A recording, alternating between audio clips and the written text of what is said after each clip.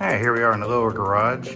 I didn't show it, but I've already marked and drilled and put these anchor bolts in. If you've seen the wall video in the basement, you've seen these bolts before. I used them holding the wall down at the bottom. Now I'm using them anchoring these boards to the wall.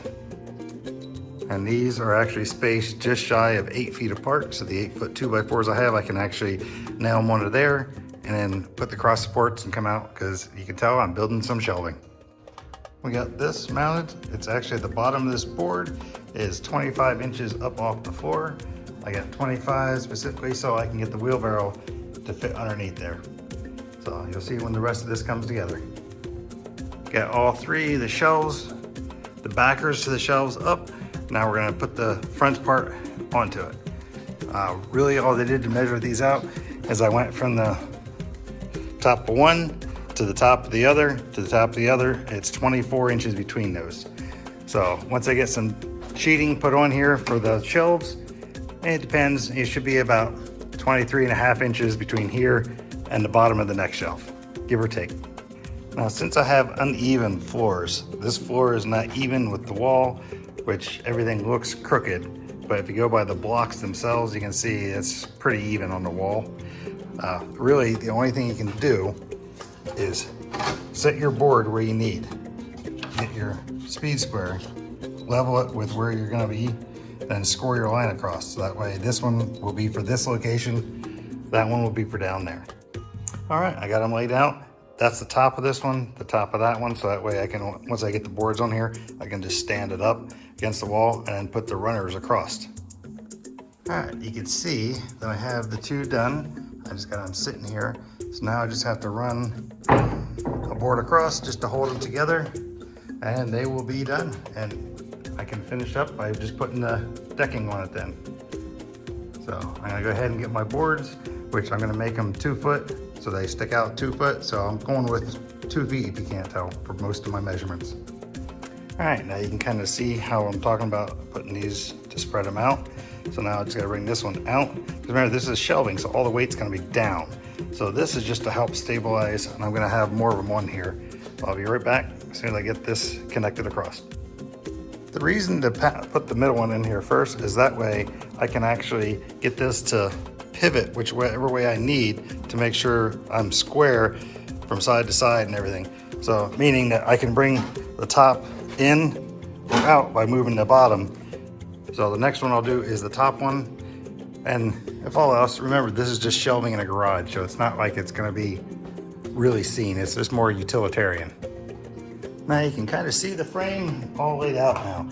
Really what it is just screwed together this way. This thing does not move at all. It does have a little wobble back and forth, but once we get the shelving on here and screwed down, it's not gonna move. And these are not drywall screws like most people would normally use. These are actually construction screws. I can't focus, but there you go.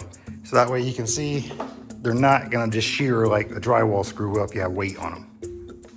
What I referred to about shearing is take these two screws here, for example. The weight that's gonna be pushing down on these would actually, if it was in there and broke, it would shear straight down. That's what I mean by shear strength. There is actually some of the boards we have. I got them on there. This used to be an 8-foot piece. That's why you can see I got 4 pieces out of it. And yes, I know I don't have enough for the rest of them, or even the end, but you get the idea. So now I just gotta go around and scrounge and find some more plywood. And just in case, no one was eagle-eyed and I didn't point it out before, if you notice, these shelves do not actually touch the wall. I try to minimize the contact with concrete because wood will soak up moisture, and the concrete block is porous, so it will actually just wick the stuff right into the wood and rot it out really quick. So I do understand these fasten to the wall. I don't have much of a choice. Hopefully this won't be too bad, because that's actually an interior wall to the basement. I just thought I would share this other little hack. I'll go ahead and I'm nailing the plywood down here. I'm just using roofing nails because that's what I have handy. But if you're sitting here looking down, you can't really see where you want to put your nail. So what I usually do is I use my middle finger, stick it underneath, lay the other one on top, bring it up, lay it up. Now I know if I put the nail right at the tip of my finger, I'm going to be in the wood. And that's all there is to it. That's how I can just make sure I'm not gonna miss the wood all the way down on all the shelves. All right, I am all done with those 2 shelves. I've been scrounging around. I cannot find anything right now for plywood for the shelving up here, so I'm gonna let that go. But other than that, we're gonna let this sit like this for now until I find more plywood, but I can go ahead and fill up the other shelves. Just so you know, it is strong enough. I've actually climbed up here because I wanted to check the lights above it. So it is strong enough to hold myself. You can see this is really done. I know I said I still don't have a top 1 shelf yet, but I don't even have enough to fill everything up yet. I still have to move a lot of stuff from over there over, so it should fill up. But other than that, we're gonna call this done. And yeah, cheap. I didn't pay for any of the 2x4s. All this plywood has been recycled. The only thing I paid for was the wall anchors and the screws. So I think for the probably $5–10 I have in this, it was definitely worth it.